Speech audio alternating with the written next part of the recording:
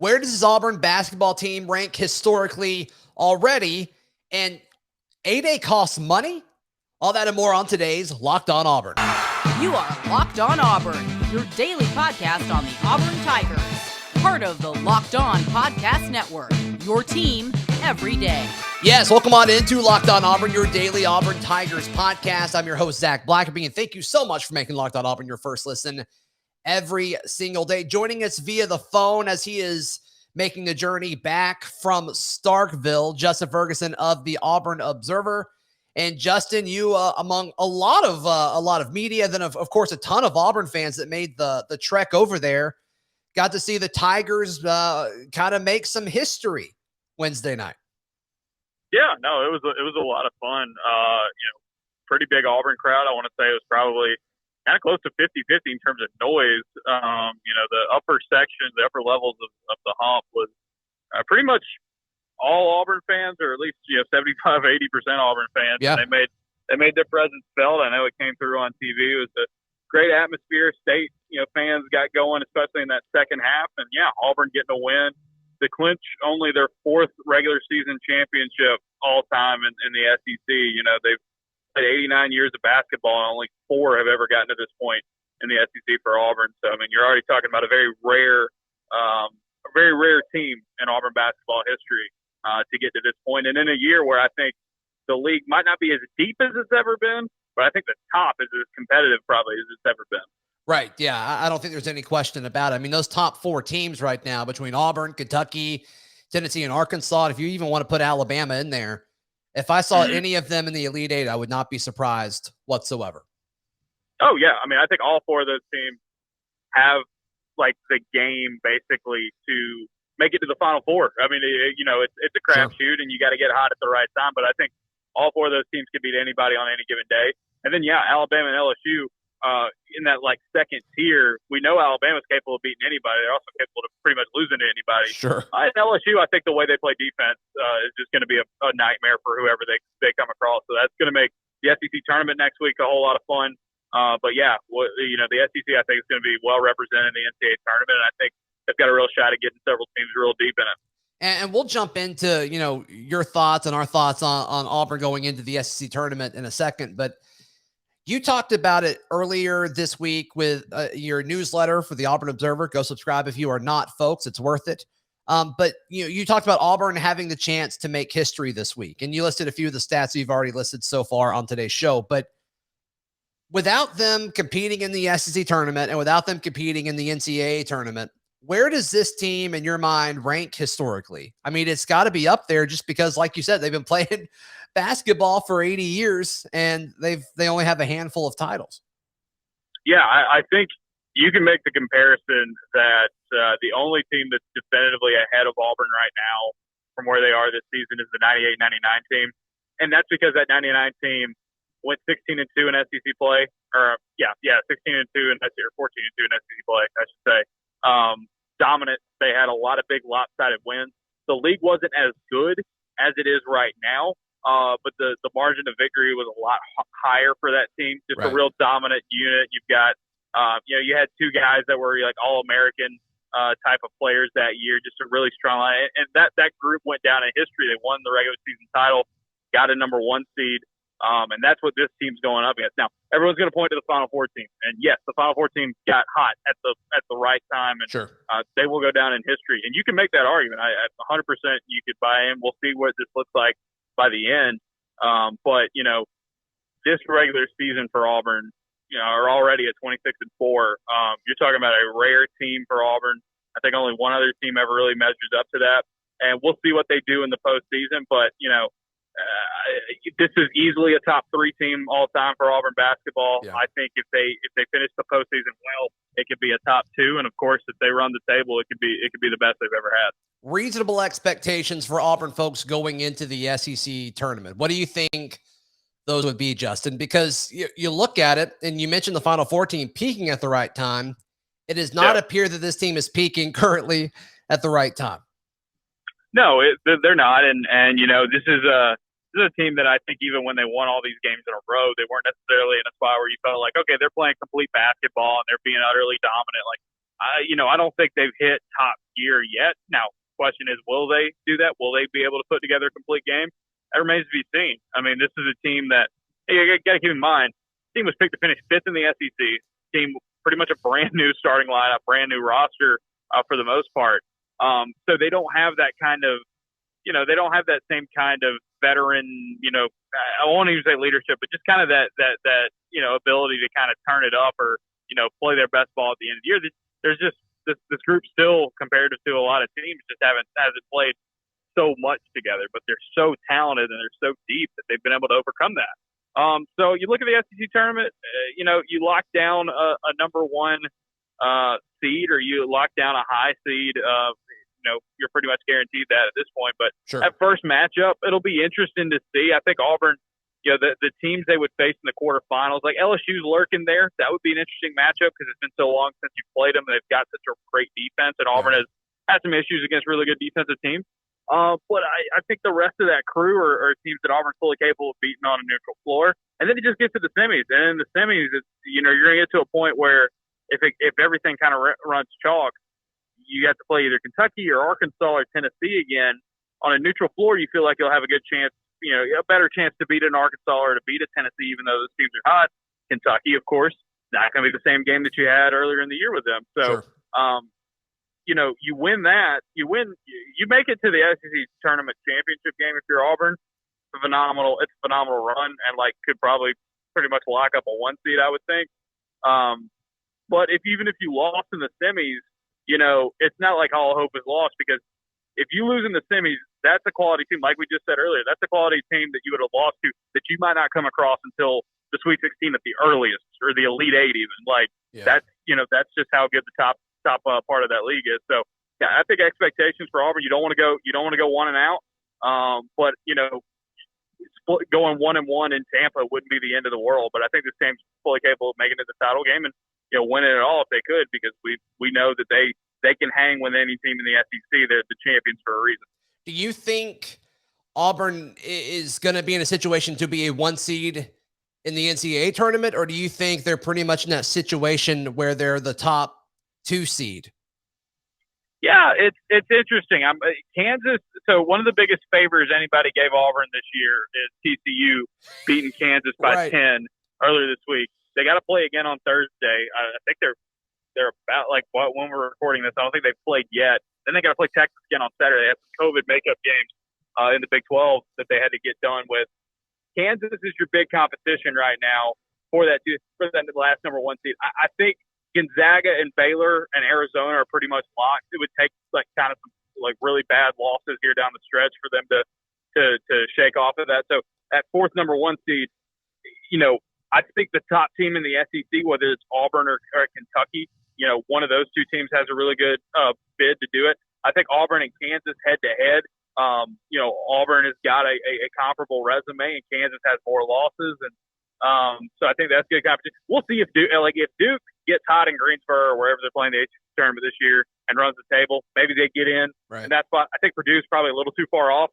So yeah, I mean, the way they positioned it right now, as long as Auburn doesn't have a rough finish, I think you're looking at them as possibly the 4th number 1 seed or the 5th seed, the top number 2 seed in the tournament. Which, I mean, obviously there wouldn't be a whole lot of difference there. It just would be, you would end up being in the same regional. But yeah, I think it's a really, I think they put themselves in a really good spot, and I think that TCU win over Kansas, and of course, if TCU or Texas can help them out again later this week, that could really help Auburn's chances of trying to get that number 1 seed. So they've still got a lot to play for. I think 2 wins here down the stretch could seal it, unless Kansas just rips open the Big 12 title, but they've got to go through Baylor to do that as well. Sure, absolutely. Justin Ferguson, our guest today. Is Auburn football handling ADay correctly?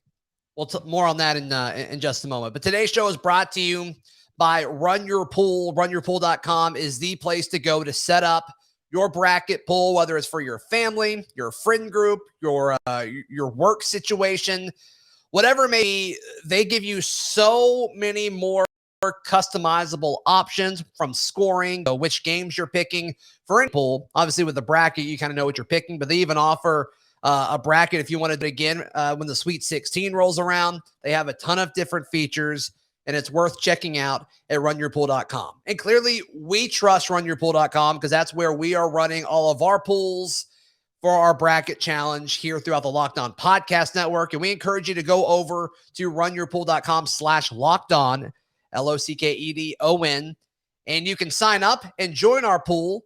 You get to compete against me and then all of the other Locked On hosts. It's going to be a really cool thing. And the winner can win some real serious cash prizes. So go and be sure to check that out at runyourpool.com/lockedon, and then make your own pool for your own friend group and whatever you may have, and just use that promo code Pure Madness, PUREMADNESS at checkout for $10 off your custom pool. Runyourpool.com/lockedon. Today's show also brought to you by Built Bar. Built Bar is the best tasting protein bar on the planet. You've heard me talk about Built Bar for years. It's very high in protein, very low in calories. It's good for you. And I know a lot of folks still in this first quarter of the year are trying to kind of drop some pounds, and Built Bar makes it really easy. It's all covered in 100% in chocolate. It really caves those cravings. Built.com, use promo code LOCKED15 for 15% off your order. Use promo code LOCKED15 for 15% off. That is at Built.com. Jay Ferg, before we jump into ADay stuff, how can folks subscribe and check out all the cool stuff that you have going on at the Observer? Yeah, AuburnObserver.com. $6 a month or $60 a year gets you access to everything we've got going on. A lot of basketball here as we get into the postseason. So breakdowns of every game. We've got film rooms, we got analysis pieces, previews. Mailbag up today. When you're listening to this, it's got a lot of basketball in there, and we'll have coverage over the weekend and into the tournament next week. And we've got a podcast that goes along with it as well. You can listen to the free one on the weekends wherever you listen to your podcast. But if you are a subscriber, you get at least one bonus podcast a week at AuburnObserver.com. So check out, sign it up there, and everything we do gets sent straight to your email inbox. The podcast title after Auburn lost to Tennessee, the Rocky Top 10, when everyone lost, was such a good title. Well done on that. Thank you. It's one of the few titles that I've actually came up with. Painter usually gets a lot of it, but we were kind of at a loss for this one. And while we were in the editing process, it was like watching everybody, fall apart. It's like, okay, here's an easy one right here. Yeah, Rocky Top 10. Yeah, that was clever. I enjoyed that. All right, so Auburn put out a press release earlier this week, and I don't think this is surprising. This is something they do every year, and it kind of baffles me every single time that they do it, Justin. But you can go to ADay for very, very cheap, but $10 a ticket, and I just think it's ridiculous that they charge people to go to this game. Yeah, so this is something that I know I've thought about in the past before. I think it's one of those things where it's like if you can get money for it, they're gonna do it. College athletics is going to try to get it if they can. And there have been years where they've sold tickets, the demand was super high, and they've been able to make good money off of it. But I've always been a believer in ADay and stuff like that. To open the gates up, let folks, come in for free and enjoy it. Or if you are going to sell tickets, give it to charity or something. Raise money for a certain fund. I think just a way to get more folks in the door and get more people excited, just for no money basically is I would say the way to go. But, Auburn athletics, like any other athletic department, they're going to try to find many ways to make money as possible. And as long as other schools continue to, charge prices for ADay, I think Auburn, or their spring games, I think Auburn will keep doing that forever and ever. I just think it would have been such a nice opportunity for kind of Brian Harsin to make this call and say, hey, we're trying to unite the football fan base and really get things going in 2022, but that's not going to happen. That's not going to happen. And like the product that you get when you go in there, and this isn't any different from, 95% of spring games. It's like the product that you get is like, it's so watered down. It's so not interesting. And maybe you get a few position battles, but like even at the quarterback position, like you're not really going to get any kind of information from it if you're a fan. It may be the only time we get to see D Davis play. Like maybe that's something that makes it worth the price of admission. But I don't know. I just thought it was a prime missed opportunity. Yeah, we'll see if they do any of those open practices. The free ones that they had in the spring and the fall last year. Yeah, they did one in spring and one in the fall, right? They did one of each. Yeah, maybe they do more of those this year to kind of offset that and get some of that you're talking about. But yeah, I think since it's a televised thing and it's they want to be able to say how many tickets they sold, it's such a point of pride for I think a lot of places that they're going to continue to play the game. But I think spring games should change it up somehow. I've always been a believer in like finding a way to make it more interesting, whether it's doing stuff with other teams, like probably like FCS teams or something like that, kind of bolstering stuff for them, or just finding a way to make it look a little bit more like real football, or just do something completely off the wall that generates interest. I think it would be cool. Like I've always thought like Auburn, it would be cool to see Auburn have like a joint spring game of kind where you do one half for one team, one half for the other. And if it's like you just invited Tuskegee from down the road to do it and like just, share, just get more people interested, shake it up, keeping the status quo. I know why they do it, but like, it's just, it doesn't get people too excited for what's going on. Right. No, absolutely. Absolutely. All right. I want to jump more into spring practice, Jay Ferg, in just a second.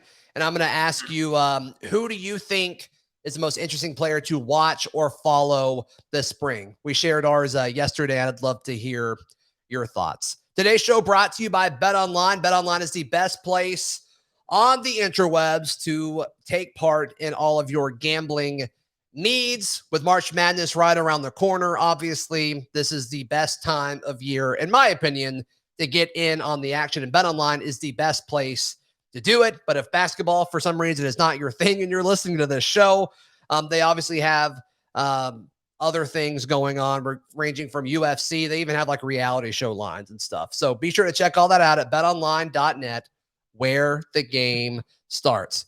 All right, Justin. Yeah, yesterday I kind of posed this question as like a fill in the blank type thing. Like the player, the Auburn football player that I am most interested to watch and follow this spring is blank. Yesterday I said Landon King. And then Mike G with the War Report said D Davis, which I think most Auburn fans will say D Davis to that. But yeah, what are your thoughts? I'm just kind of throwing you this without much prep. But what are you thinking? Yeah, so I think to answer this question, I think anybody who wants to pick a quarterback makes sense here. Sure. But I also think you're not going to get a ton of info from your quarterback. It's going to be a competition that's going to go into the fall. So, and also I think quarterbacks are kind of split a lot of that. I like the Landon King pick as well. I'm going to go with a different guy outside. I'm really interested in Tavares Dawson. This is a dude that we heard a lot about in fall camp, and then it turned into just a couple of snaps and one route run in the Birmingham Bowl. Auburn has to get guys to step up at wide receiver. There's not a ton of experience coming back. There's talent. It's just very inexperienced. Ike Hilliard's got a lot of work to do coming in with this wide receiver room. This is a wide receiver room that's very thin in spring practices. They're going to need reinforcements. If they can get them in the transfer portal, they're going to have more guys coming in, in the summer who are in this freshman class. So I'm looking at wide receivers like who steps up.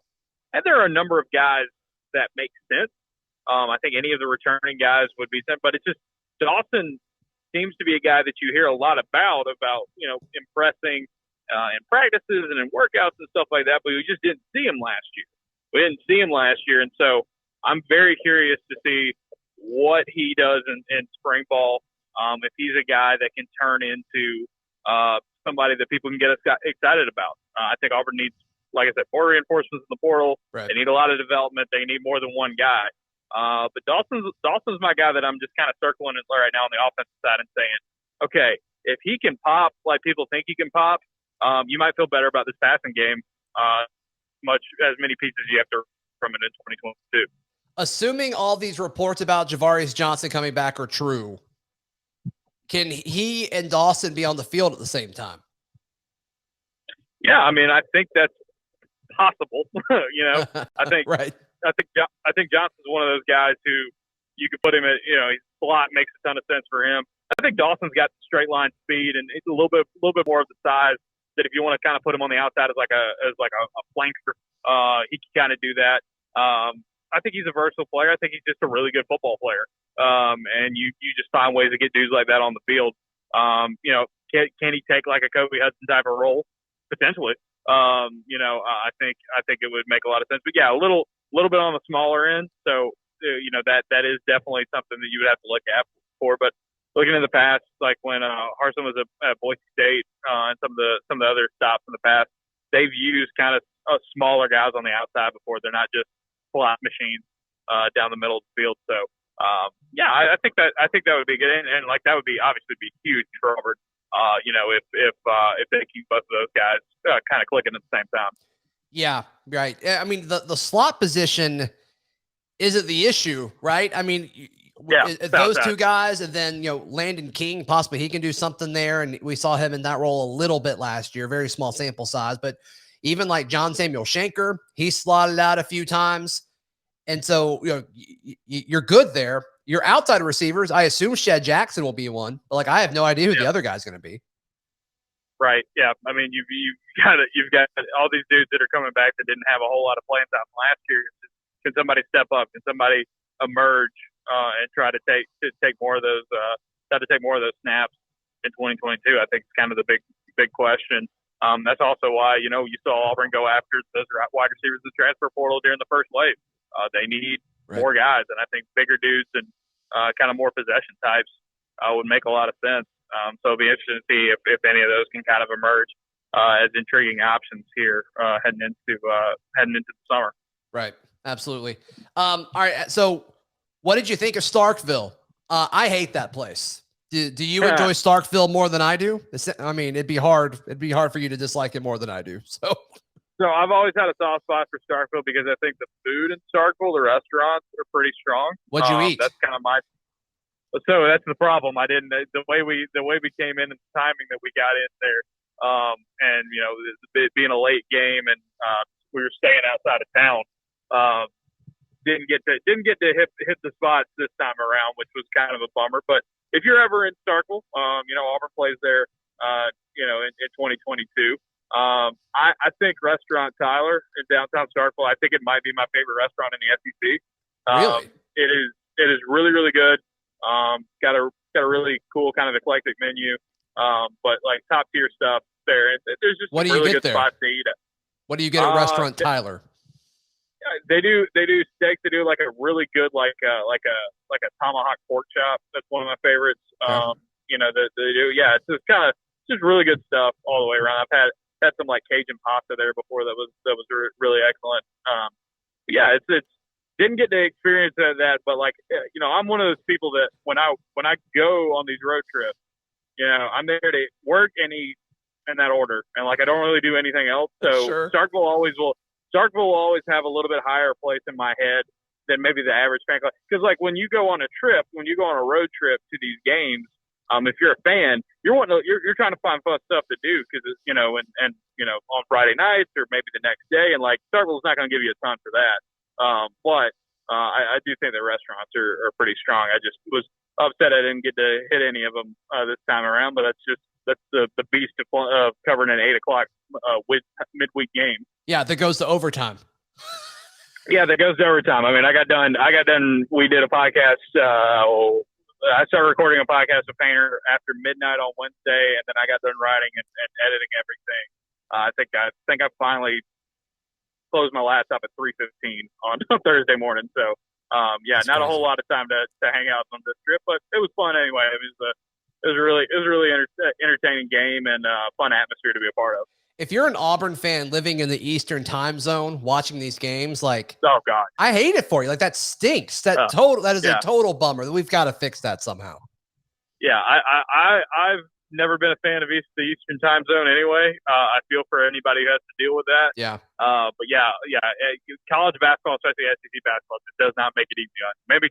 Maybe Auburn gets more respect next season with the scheduling and people start looking at it and say, hey, maybe we can play them more on those little earlier tips. Maybe more 7 o'clock tips than these 8 o'clock ones. I mean, there's been several times where like I'm in the same boat as you. I'm not starting my podcast, until about not quite as late as you, but 11:30 ish. Yeah. And this time a year ago, I was doing a morning radio show where I was getting up at like 4 a.m. and like right. My wife was asking me a few games ago. She's like, "What would you have done if you were still doing that?" I'm like, "Honey, I don't know. I have no idea. That would have been miserable." No clue.